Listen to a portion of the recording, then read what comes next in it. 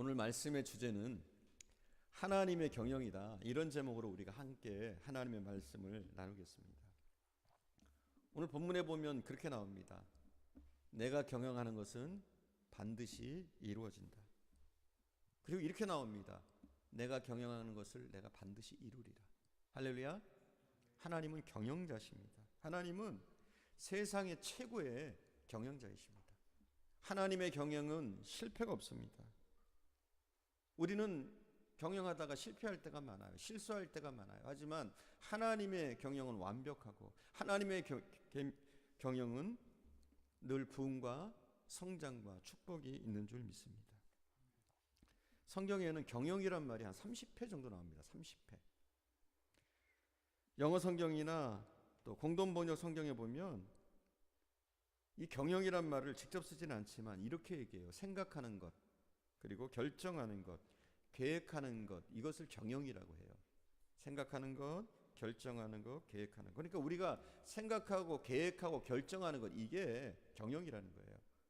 그러니까 우리 모두는 경영자일 수 있어요. 여러분 우리가 생각하잖아요. 그죠? 나름대로 결정하고 또 행동하고 이렇게 우리가 모든 생각하고 계획하고 결정하는 게 경영에 속하는 거예요. 근데 우리의 경영은 어떻습니까? 실패할 때가 참 많죠. 우리의 생각하는 거, 계획하는 거, 이런 것들이 우리가 실패할 때가 참 많아요. 하지만 하나님의 경영은 그런 실패가 존재하지 않습니다. 만약 우리가 하나님께 우리의 경영권을 넘긴다면, 그분께 우리의 경영권을 맡긴다면 어떨까요? 우리는 실패하지만, 우리는 잘못된 길로 갈 때도 있지만 하나님께 우리의 경영을 맡긴다면, 그분께 의탁한다면, 그분께 우리의 계획을 맡긴다면 우리의 삶이 지금보다 더 복되고 은혜스러울 줄 믿습니다. 우리 하나님은 우리의 인생쯤은 충분히 책임질 만한 능력이 계신 분인 줄 믿습니다. 우리가 넉넉히 맡길 만한 분인 줄 믿습니다. 하나님이 무엇을 경영하십니까? 우리 인생쯤은 넉넉하단 말이에요. 하나님은 먼저 우리 우주를 경영합니다. 우주. 어떤 사람들은 그렇게 얘기해요. 자연론자들은 우주가 우연히 생겼다 이렇게 얘기합니다. 자연이 생겼다. 천체도 자연이 생겼고, 우주도 자연이 생겼고, 지구도 해도 달도 별도 다 우연히 생겼다 이렇게 얘기해요. 현대인들이 대부분 그렇게 믿고 있죠. 다 자연이 생긴 것이다. 시간이 지남을 통해서 자연이 생긴 것이다. 이렇게 우주를, 지구를 그렇게 봅니다. 그건 참 얼마나 어리석은 생각인지 몰라요. 제가 핸드폰을 안 가지고 나왔는데, 이 핸드폰이, 여러분 손에 쥐고 있는 핸드폰이 우연히 생겼을까요? 상당히 복잡하잖아요. 그죠? 핸드폰. 그런데 그건 우주에 비하면 하나도 복잡한 게 아니에요. 여러분, 모든 것이 우연히 생긴 게 없습니다. 이 마이크는 우연히 생겼을까요? 심지어는 이렇게 단순해 보이는 이 컵 하나도 우연히 생기지 않았습니다. 그 무엇도 우연히 생길 수 없어요. 그러나 참 어리석게도 많은 사람들이 세상이 우연히 생겼다, 지구가 우연히 생겼다, 우주가 우연히 생겼다 이렇게 얘기합니다. 근데 우리가 아는 것처럼 창세기 1장 1절에 뭐라고 그래요? 하나님이 천지를 창조하셨다. 이 천지는 이 지구만 얘기하는 게 아니에요. 하나님이 우주를 창조하셨다는 거죠. 하나님은 이 우주를 창조하셨고 이 광활한 우주의 통치자입니다. 통치자입니다. 여러분, 이 우주가 얼마나 큰 줄 아십니까? 어마어마합니다. 어마어마한 크기예요. 이 우주가. 우리가 살고 있는 이 태양계만 해도 이 크기가 어마어마합니다. 태양계가 뭐가 태양계예요? 태양계 수금지와 이렇게 나가죠. 수성, 금성, 지구, 그 다음에 화성, 목성, 토성, 천왕성, 해왕성 이렇게 나가잖아요. 그죠? 이게 이제 태양계예요. 태양계. 근데 이 태양계가 속한 곳을 또 은하계라고 그래요. 우리가 속한 은하계에는 3개의 태양계가 있습니다. 우리 태양계 말고 2개의 태양계가 더 있습니다. 우주는 어마어마해요. 근데 우리가 살고 있는 이 태양계, 그러니까 제1태양계라고 하죠. 우리가 살고 있는 제1태양계로부터 제2태양계에 가장 가까운 별까지의 거리가 얼마나 되는 줄 아세요? 이 별이 센타리우스라는 별이에요.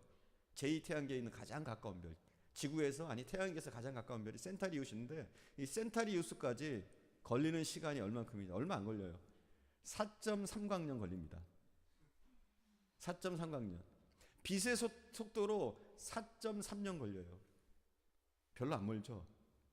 근데 현재 우리 현대 과학의 힘으로 이 센타리우스 별까지 가려면 212년이 걸립니다. 212년. 여러분, 우주선의 그 속도가 얼마인 줄 아세요? 시속 6만 킬로래요. 그러니까 자동차의 100배라고 보면 돼요. 100배 속도로, 자동차가 달리는 속도에 100배 속도로 가도 212년이 걸려요. 센타리우스까지.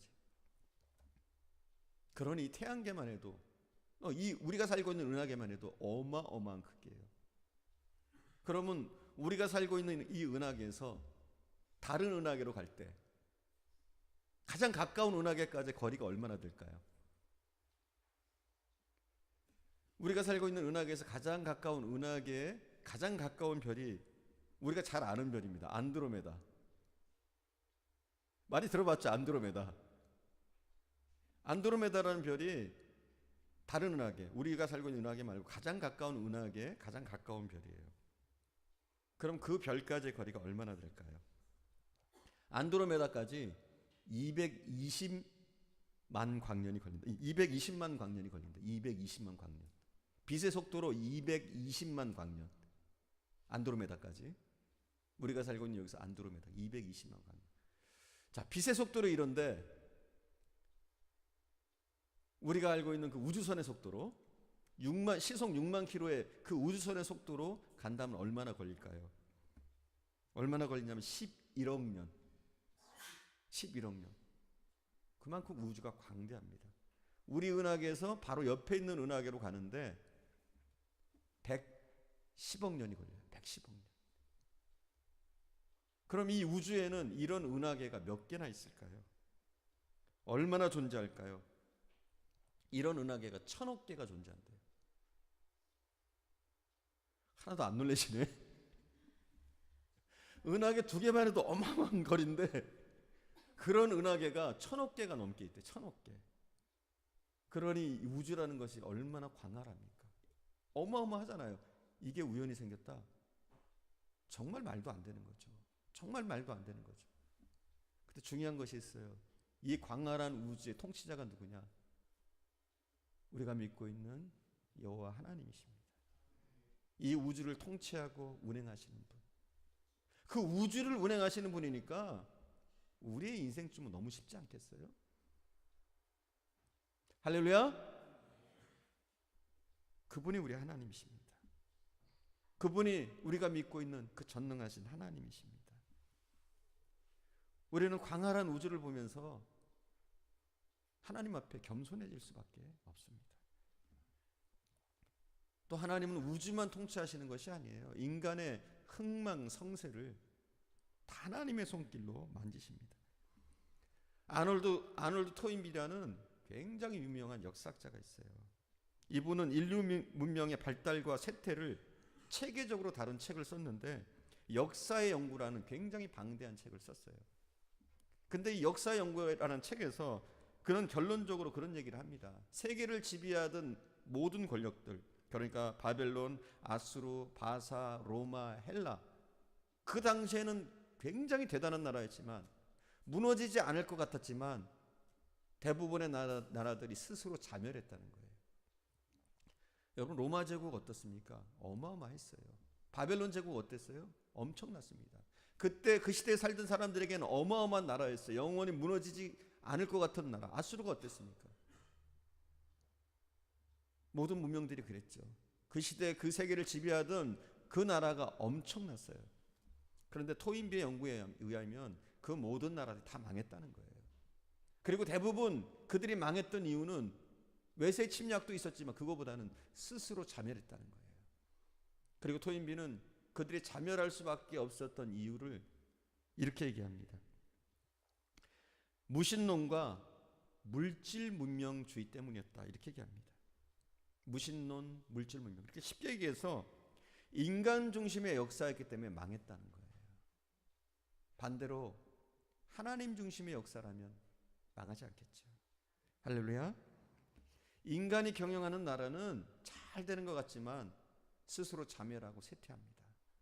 하지만 하나님의 나라는, 하나님이 경영하는 것은 날이 가면 갈수록 처음 시작은 미약했지만 그 나중은 점점점 창대케 되는 줄 믿습니다. 본문 25절에서 26절에 보면 인간의 역사와 흥망성쇠가 여호와 하나님의 경영에 있다고 우리에게 교훈을 해줍니다. 우리 함께 잠깐 읽어볼까요? 25절, 26절 함께 봅시다. 25절, 26절. 내가 아수르를 나의 땅에서 파하며 나의 산에서 그것을 짓밟으리니 그때 그의 멍에가 이스라엘에서 떠나고 그의 짐이 그들의 어깨에서 벗어질 것이라. 이것이 온 세계를 향하여 정한 경영이며 이것이 열방을 향하여 편손이라 하셨나니. 아멘. 이사야가 이것을 쓸 때만 해도 아수르가 망하리라고 누구도 상상도 못했어요. 너무나 강대한 나라고 굉장한 나라니까, 영원히 없어지지 않을 그런 제국 같았으니까 누구도 이런 말을 할 수가 없었어요. 그러나 이사야는 하나님의 계시를 받아서 이것을 예언합니다. 아수르가 곧 망하는 것, 그리고 지금은 이스라엘 백성들이 아수르에 끌려가서 포로가 되어 있지만 그들이 돌아오는 것, 그것이 하나님이 정한 경영이다. 이렇게 얘기합니다. 그리고 이사야의 말대로 아수르는, 그 강대하던 아수르도 멸망합니다. 그러니 세계 모든 경영이 하나님의 손에 있는 거예요. 우리는 착각할 때가 많아요. 사람이 그것을 지배하고 어떤 국가가 이 세계 역사를 지배한다고 하는데 성경은 그렇지 않다고 분명히 이야기를 합니다. 하나님이 이 모든 역사의 주관자시고 이 모든 수레바퀴를 돌리시는 분은 하나님이시다 말씀합니다. 이 우주를 만드셨을 뿐만 아니라 운행하시고 또 이 지구를 만드셨을 뿐만 아니라 온 세계의 역사를 주관하시는 분이 하나님이시라고 성경은 분명히 말을 하고 있습니다. 뿐만 아니라 우리 인간의 흥망성쇠도 하나님 편에 있습니다. 모든 것이 사실은 하나님 편에 있어요. 여러분이 잘 아는 것처럼 인간이 달에 최초로 발을 디딘 것이 1969년 7월 16일이었어요. 닐 암스트롱, 여러분 잘 아시죠? 아폴로 11호를 타고 닐 암스트롱이 1967년에 최초로 달에 착륙을 했습니다. 그리고 나서 이 우주전쟁이 일어났어요. 서로 우주에 먼저 가려고. 그래서 아폴로 17호가 7월 16일에 갔다 왔는데 바로 이어서 아폴로 12호가 또 달에 갔습니다. 그리고 나서 13호가 그 다음에 또 아폴로 13호가 1970년에 달에 갔습니다. 달에 가려고 출발을 했는데 가다가 이게 문제가 생긴 거예요. 연료기에 문제가 생기고 도저히 이 아폴로 13호가 달에 갈 수 없게 돼버린 거예요. 궤도를 좀 벗어난 거예요. 아무리 관제탑에서 이 지구에서 조종을 해도 또 우주선에서 탄 사람들이 조종을 해도 이게 말을 듣질 않는 거예요. 그래서 이 사람들은 세 사람이 탔어요. 세 사람이. 그때 탔던 사람이 굉장히 유명한 사람인데 로벨 2세. 누군 줄 아시겠죠? 로벨 2세. 몰라요? 로벨 2세, 노벨 평화상을 받았던 로벨의 자녀겠죠. 로벨 2세, 헤이즈 2세, 수어거트 2세. 굉장히 유명한 사람들의 아들들이죠. 그들이 탔는데 그 사람들이 다 죽게 생겼어요. 뭐 그 사람들이 아니라도, 유명한 사람이 아니라도 그들이 이제 궤도를 벗어났으니까 궤도를 벗어나서 영원한 우주의 미아가 되는 거예요. 죽는 거죠. 아무리 손을 써도 안 돼요. 관제탑에서 손을 써도 또 우주선에 탄 그들이 스스로 뭐 조종을 해보려고 해도 되지가 않아요. 조금만 궤도를 이탈해도 끝나는 거예요. 이미 궤도는 벗어났어요. 사람의 손으로는 할 게 없습니다. 그때 미국의 대통령이 닉슨이었는데 닉슨이 방송에다가 대국민 선포를 합니다. 온 국민 앞에 기도하자고 합니다. 지금 이러이러한 상황이니까 우리가 함께 기도합시다. 우리의 힘으로는 더 이상 할 수 없으니까 우리가 함께 저들을 위해서 기도합시다. 그래서 그때부터 백악관의 깃발을 조기로 내리고 기도했어요. 백악관만 기도한 것이 아니라 국회 상하의원이 조기를 내리고 기도합니다.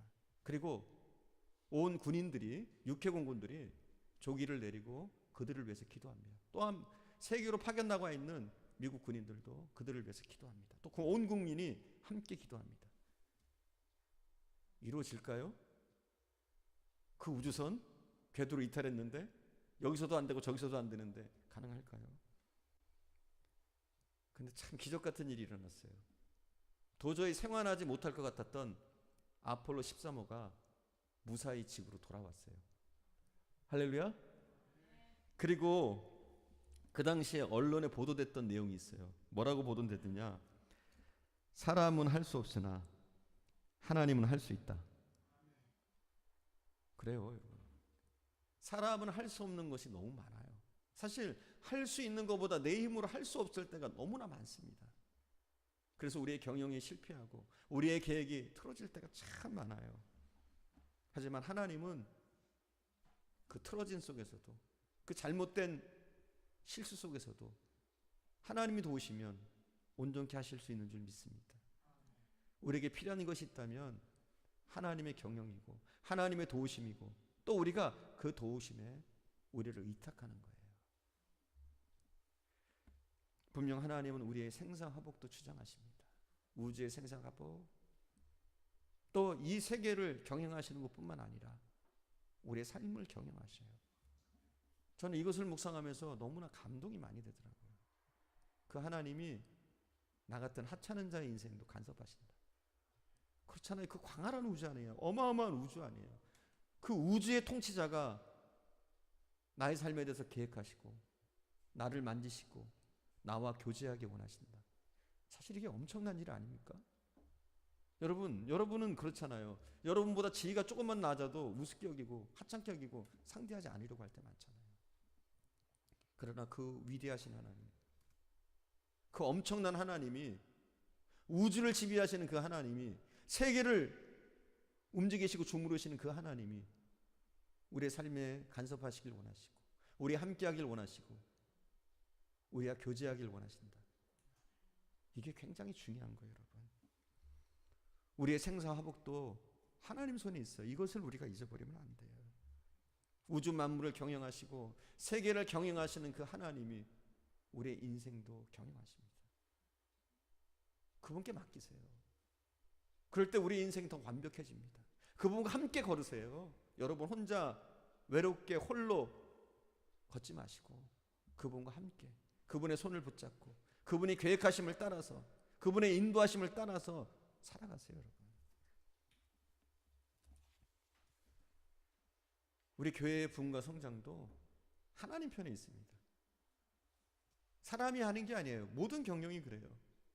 우리 편에 있는 것처럼 겉으로 보이지만 그렇지가 않을 때가 많습니다. 하나님께서 베드로에게 최초로 교회에 대한 비전을 주셨습니다. 마태복음 16장 18절에 보면 또 내가 내게 이르노니 너는 베드로라 내가 이 반석 위에 내 교회를 세우리니 음부의 권세가 이기지 못하리라. 교회는요, 누가 인간이 세우는 게 아니에요. 하나님이 세우시는 줄 믿습니다. 하나님은 이 교회를 통해서 영혼을 구원하길 원하십니다. 또 그리고 이 교회를 세워나가시고 운영하시는 분이 하나님이셔요. 그러니 이 하나님의 경영에 우리의 교회를 맡기는 거예요. 우리가 하나님 앞에 우리의 교회의 경영을 맡기는 게 어떻게 하면 될까요? 어떻게 하는 것이 우리가 하나님께 우리 교회의 경영을 맡기는 겁니까? 여러분이 비전을 가지고 기도하는 거예요. 하나님 앞에 소망을 가지고 교회를 위해서 기도하는 거예요. 여러분의 개인의 삶도 그럴 거예요. 여러분이 여러분의 삶에 대해서 소망을 가지고 하나님 앞에 꿈을 가지고 기도하는 거예요. 여러분 교회를 위해서 이렇게 기도해 주세요. 여러분 마음속에 있는 것들을 마음껏 기도해 주세요. 교회를 축복해 주세요. 하나님 우리 교회를 이렇게 복 주시기 원합니다. 하나님 우리 교회를 이렇게 사용해 주시길 원합니다. 여러분이 하나님 앞에 구하시는 거예요. 그것이 하나님 앞에 우리 교회의 경영을 맡기는 거예요. 포항에 어느 교회에 있었던 일인데 생선 장사를 하는 집사님이 있어요. 생선 장사. 그럼 뭐 가난하죠. 생선 장사인데. 근데 이분이 예배를 참 잘 드렸어요. 새벽마다 나왔어요. 생선 장사를 이렇게 힘들게 하면서 매일 새벽 예배 나온 거예요. 그리고 새벽 예배 나와서 기도하는데 이런 기도를 했대요. 하나님, 제가 지금 우리 교회가 건물도 없고 새 들어 살고 있는데 하나님, 제가 우리 교회를 지을 수 있도록 하나님 역사해 주세요. 그리고 교회뿐만 아니라 목사님 사택도 좀 지어드릴 수 있도록 저를 축복해 주세요. 근데 이것이 한 번 기도하고 마는 게 아니라 매일 새벽 이렇게 기도하는 거예요. 그러니까 목사님 귀에도 들려요. 목사님 이 기도를 듣는데 참 믿음이 있는 기도인데 어떻게 보면 좀 어이가 없는 거예요. 이분이 어떻게 생선장사하고 있는데 자기 살기도 바쁜데 어떻게 교회를 짓고, 거기다 교회 짓는 건 그렇다고 치고 사택까지 지어준단 말인가 하고 그냥 헛웃음이 나오는 거예요. 그렇잖아요. 너무나 터무니없는 기도니까 그런 마음이 목사님에게 들었다고 그래요. 근데 이분은 쉬지 않고 계속 기도를 하는 거예요. 매일 새벽마다 나와서 하나님, 제가 교회를 지을 수 있도록 도와주세요. 그리고 목사님 사택도 지어드릴 수 있도록 축복해 주세요. 이렇게 기도를 했대요. 근데 어느 날 여느 때와 똑같았대요. 생선을 팔고 있는데 한 남자가 오더니 생선을 2,000원어치 사더래요. 2,000원어치 샀는데 그분이 돈이 없어가지고 1,200원은 현찰로 내고 800원은 외상을 하더래요. 옛날에는 외상이 됐잖아요. 아주 옛날에는. 그래가지고 이 생선장사 이 집사님이 뭐 생선을 안 팔 수도 없고 800원을 외상하니까 그러면 나중에 꼭 가져오라고, 꼭 가져오셔야 된다고. 그러니까 그분이 화를 내더래요. 아, 내가 가져올 테니까 염려하지 말라고. 그러더니 잠시 후에 외상값을 갚으려고 가지고 왔어요, 돈을. 근데 돈이 아니에요. 엽전 셋잎을 던져주더래요. 엽전 셋잎을 처음엔 돈인 줄 알았는데 던져주니까 동전인 줄 알았는데 이게 아닌 거예요. 엽전인 거예요. 그래가지고 이거 안 된다고 그러려고 보니까 이미 가고 없어요, 그 남자는. 그래서 이걸 버릴 수도 없고 그렇잖아요. 그 당시에 800원이면 굉장히 뭐 작은 돈은 아니거든요. 여러분 한 40년 전에 그 정도라면은 작은 돈은 아니거든요. 800원이. 그래가지고 이분이 버릴 수도 없고 이건 뭐 어떻게 할 수 없어가지고 반짝반짝 닦았대요. 닦아가지고 집에다 보관해뒀대요. 이건 버리지도 못하겠고 쓰지도 못하겠고. 근데 어느 날 목사님이 광고를 하더래요. 내가 다음 주에 총회를 갑니다. 이렇게 광고를 했대요, 목사님이. 총회에 가서 일주일 동안 교회 못 오니까 여러분 저를 위해서 기도해 주시고 교회를 위해서 기도해 주세요. 이렇게 광고를 했어요. 그리고 광고를 듣고 나서 이제 성도들이 목사님에게 이제 여비를 드리는 거예요. 총회 갔다 오시라고 이 사람 저 사람 자기 형편에 맞게 챙겨서 여비를 드립니다. 근데 이 생선장사 이 집사님은 자기는 줄 돈이 없는 거예요. 그렇잖아요. 하루 살기도 빠듯한데 드릴 돈이 없으니까 자기가 생각난 게 뭐냐, 그 엽전. 쓰지도 못하는 그 엽전. 새벽에 기도하다가 목사님이 기도하고 있는데 그 주머니에다가 이 엽전을 넣어드렸어요. 근데 목사님은 눈 감고 있어도 누가 넣었는지 알아요. 왜일까요? 생선 비린내가 나니까. 아, 생선장사 집사님이구나. 뭐 넣고 가네. 이렇게 이제 감이 오겠죠. 잊어버리고 있다가 이제 총회에 간 거예요. 이제 서울에 가려고 이제 기차를 탄 거예요. 기차 안에서 생각이 난 거예요. 오늘 새벽에 생선장사 집사님이 내 주머니에 돈을 넣었는데 그게 뭐 넣었는데 그게 뭘까 궁금한 거예요. 그래서 꺼내봤어요. 그랬더니 동전이에요. 굉장히 실망스러운 거예요. 어떤 마음이 드느냐? 나를 무시하는 거 아니야 이거? 왜냐면 쓰지도 못하는 거니까. 그런 생각이 처음엔 들었대요. 또 그리고 이분이 오죽 줄 게 없으면 나한테 이것을 줬을까? 또 이런 마음이 들더래요. 어찌됐건 이런 생각 저런 생각 하다가 서울역에 도착했습니다. 서울역에 딱 도착해서 내려서 보니까 광고가 하나 나와 있는 거예요. 어떤 광고냐면 골통품 삽니다. 이런 광고가 나와 있어요. 그래서 이분이 뭐 그냥 가본 거예요. 골통품 가게 가가지고 이 동전을 한 입 꺼내놨습니다. 그랬더니 이 골통품 상에 하는 분이 돋보기를 끼고 한참 보더니 이 물건 한번 보고 목사님 얼굴 보고 물건 한번 보고 목사님 얼굴 보고 자꾸 그러더래요. 그러더니 이거 어디서 났습니까? 그러더래요. 먼저 뭐 하시는 분입니까? 그러더래요. 굉장히 의심하는 눈초리로. 그래가지고 이 목사님이 기분이 상한 거예요. 가뜩이나 생선장사 그분이 준 동정 때문에 마음이 약간 상했었는데 이상한 사람을 자꾸 보고 그러니까 기분이 안 좋은 거예요. 그래서 그랬대요. 나 이래봬도 포항에서 목회하는 목사요. 그랬대요. 그랬더니 목사님이십니까? 그러더니 자기가 이 동전 하나에 300만 원을 주겠대요. 300만 원. 지금 별거 아닌데 그때는 집이 한 몇 채 되는 돈이에요. 300만 원을 주겠대요. 그러니까 이 목사님이 깜짝 놀란 거 스스로도. 그래가지고 이 목사님이 꾀가 있어요. 지혜가 있어요. 300만 원 주겠다니까 다른 공동가게 가본 거예요. 가봤더니 거기서도 똑같이 막 목사님 얼굴 이거 한번 보더래요. 그러더니 350만 원 주겠다고 하더래요. 그래서 목사님이 흥정을 해가지고 하나에 400만 원씩 1200만 원이 생긴 거예요. 1200만 원. 어마어마한 돈이에요 그때는. 지금으로 환산하자면 몇십억 되는 돈이에요. 1200만 원. 그 돈이 딱 생기니까 서울역에 있는 사람들이 다 도둑놈으로 보이더래요. 총회 가야 되는데 총회를 못 가고 그 1200만 원을 들고 택시 타고, 기차도 한 택시 타고 다시 포항 교회로 왔대요. 그리고 나서 그 1200만 원, 서울에 갈 때는 가난한 시골교회 목사였는데 올 때는 부자 목사가 된 거예요. 그리고 이 1200만 원 중에 600만 원을 교회를 짓는 데 썼고, 교회를 졌어요. 600만 원. 그리고 200만 원 그걸로 사택을 졌대요. 생선장사 집사님의 기도가 이루어진 거예요. 뿐만 아니에요. 400만 원이 남았잖아요. 그래서 생선장사 그 집사님을 불러가지고 자초지종을 얘기했대요. 이렇게 주셨는데 이걸 했더니 이렇게 팔아가지고 교회를 짓게 됐다고. 그리고 400만 원이 남았는데 집사님 가지시겠냐고 물어본 거예요. 가지시겠냐고. 그랬더니 이분이 가지겠다고 그러더래요. 그냥 교회 드립니다 그럴 줄 알았는데 가지시겠다고 그러더래요. 그러더니 가져가더래요. 근데 이분이 또 가가지고 이 생선장사 집사님이 복덕방에 갔대요. 그리고 가서 이렇게 얘기했대요. 어디 눈먼 땅 없는겨 그랬대요. 그랬더니 부동산 아저씨가 눈먼 땅이 있다고. 저기 40만 평 큰 땅이 있는데 사시겠냐고.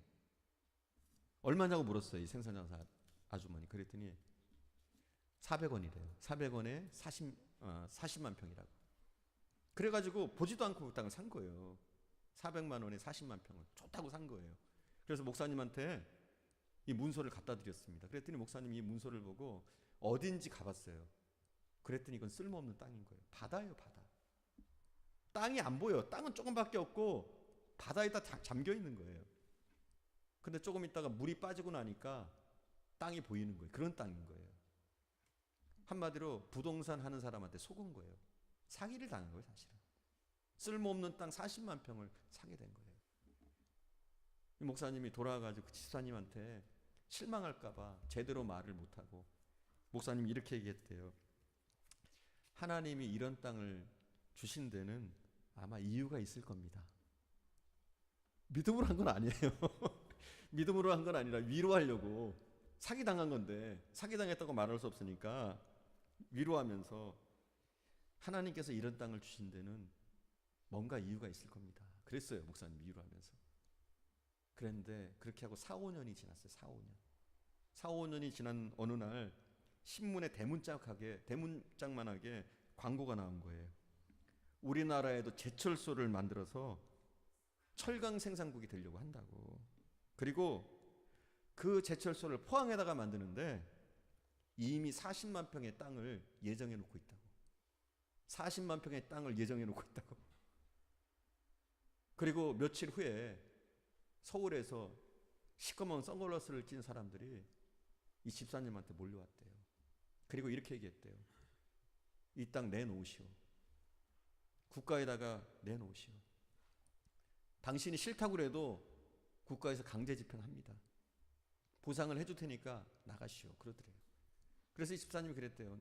이 땅은 내 소유가 아니라고. 이름만 내 소유로 돼 있지 목사님 거라고. 목사님한테 가보라고. 그랬더니 이제 목사님이 또 이제 얘기를 했겠죠. 그렇게 호락호락하지 않으니까. 그렇게 해서 얘기하고 보상금을 몇 억을 받게 됐느냐? 45억을 받게 됐어요. 45억을. 그리고 그 교회가 어떤 교회냐? 지금 포항에서 제일 큰 교회. 그 교회예요. 조그만 개척교회로 시작해서 한 사람의 기도로 그렇게 어마어마한 교회가 된 거예요. 제가 이 말씀을 드린 건 뭐냐면 우리가 꿈을 갖고 비전을 가지고 소망을 가지고 기도하는 게 중요하다는 거예요. 하나님이 누구셔요? 우주를 경영하시는 분. 광대한 우주를 경영하시는 분. 이 세상 모든 것을 경영하시는 분. 그분이 우리의 한 사람 한 사람의 인생춤은 넉넉하게 경영하시지 않겠어요? 그분께 모든 경영을 맡기면 우리 교회쯤은, 그죠? 우리 교회 앞날쯤은 넉넉하게 보장하시고 이끄시지 않겠어요? 여러분, 그 하나님의 경영하심에 우리의 인생을, 또 우리 교회를 좀 맡겨봅시다. 하나님이 경영하는 것은 반드시 이루십니다. 불경기가 오면 대기업도 쓰러지고 중소기업은 말할 것도 없이 도산합니다. 그러나 하나님이 경영하시면 그렇지 않아요. 하나님이 경영하시면 오히려 불경기가 호경기가 되고 오히려 망할 수밖에 없는 그런 암울한 상황이 성공으로 가는 지름길이 되기도 합니다. 잠언서 16장 1절에서 3절은 이렇게 얘기합니다. 마음의 경영은 사람에게 있어도 말의 응답은 여호와께로부터 나오느니라. 너의 행사를 여호와께 맡기라. 그리하면 내가 경영하는 것이 이루어지리라. 모든 행사를 하나님께 맡기래요. 그럼 어떻게 돼요? 우리가 경영하는 것, 우리가 계획하는 것, 우리가 하고자 하는 일들이 이루어진다는 거예요. 하지만 내 스스로 하다 보면 너무나 자충우절하고 실패하고 도산할 때가 많습니다. 하나님이 우리 인생의 경영자이시 때문에, 이 우주의 경영자이시 때문에 하나님이 이루고자 하시면 안 되는 일이 없는 줄 믿습니다. 우리 24절을 보면서 다시 한번 믿음을 갖기를 원합니다. 24절 우리 함께 봅시다. 24절 한 번 더. 만군의 여호와께서 맹세하여 이르시되 내가 생각한 것이 반드시 되며 내가 경영한 것을 반드시 이루리라. 아멘. 하나님이 경영한 것은 반드시 이루어집니다. 하나님이 경영하고자 마음먹은 것은 반드시 이루시는 줄 믿습니다. 소망의 날을 우리가 꿈꾸시기 바랍니다. 현실에만 안주하지 마시고 여러분 소망을 가지고 기도하세요. 우리가 현실에 안주하면, 현실만 보면 우리가 소망 있는 기도들을 할 수 없어요. 한번 생각해 봐요. 생선장사 그 집사님이 자기 현재 처지를 생각했더라면 그런 기도를 할 수 있었을까요? 아니에요. 전능하신 하나님께 맡기고 우리는 기도로 의탁하는 거예요. 기도로 소망을 갖는 거예요. 그럼 하나님이 우리를 통해서 역사하실 수 있는 줄 믿습니다.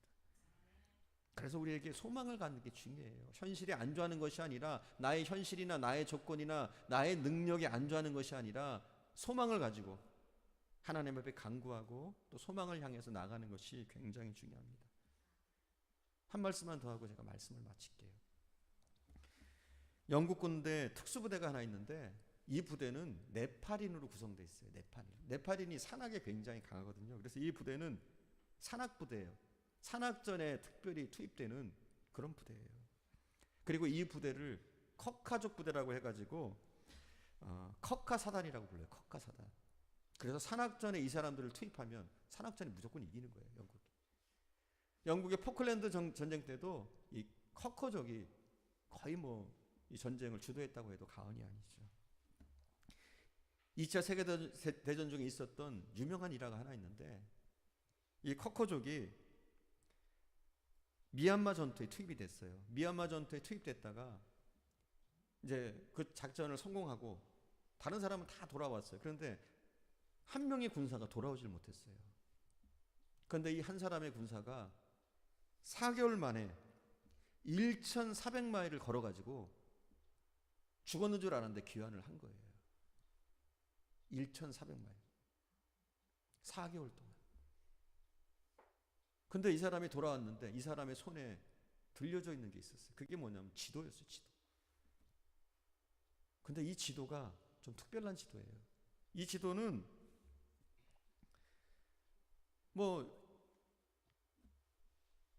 가는 길을 알려주는 그런 지도가 아니에요.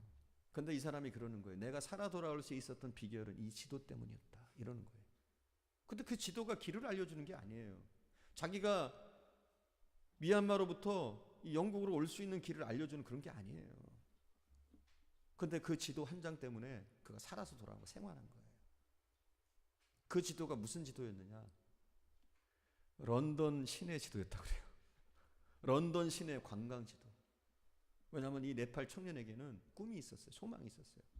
내가 영국 런던에 가서 관광을 하리라. 영국 런던에 가서 즐거운 생활을 하리라. 거기를 꼭 보리라. 이런 소망이 있었다고 그래요.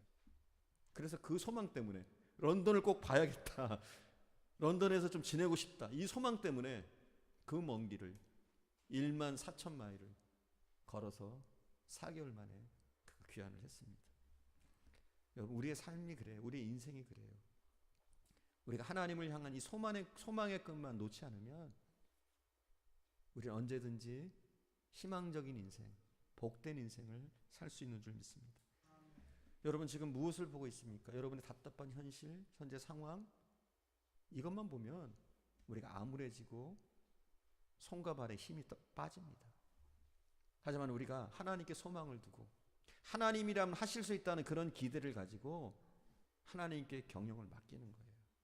내가 경영하려고 아둥바둥 거리는 것이 아니라 하나님께 나의 인생의 계획들을 맡기고, 우리의 인생의 계획을 설계할 때도 하나님과 상의하고, 하나님이 원하시는 방향으로 하나님과 함께 하나님이 경영하시도록 하신다면 우리의 인생이 지금보다는 몇 갑절, 몇십 갑절, 몇백 갑절, 몇천 갑절, 아멘 할 때까지 몇만 갑절 더 좋아질 줄 믿습니다. 그렇습니다.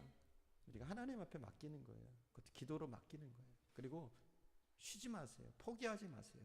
그리고 구하고 우리가 기도한 대로 행한다면 하나님이 우리를 통해서 놀랍게 역사하시는 인생이 될 줄 믿습니다. 기도하겠습니다. 우리 함께 찬양 부르신 후에 기도하는 시간 갖겠습니다.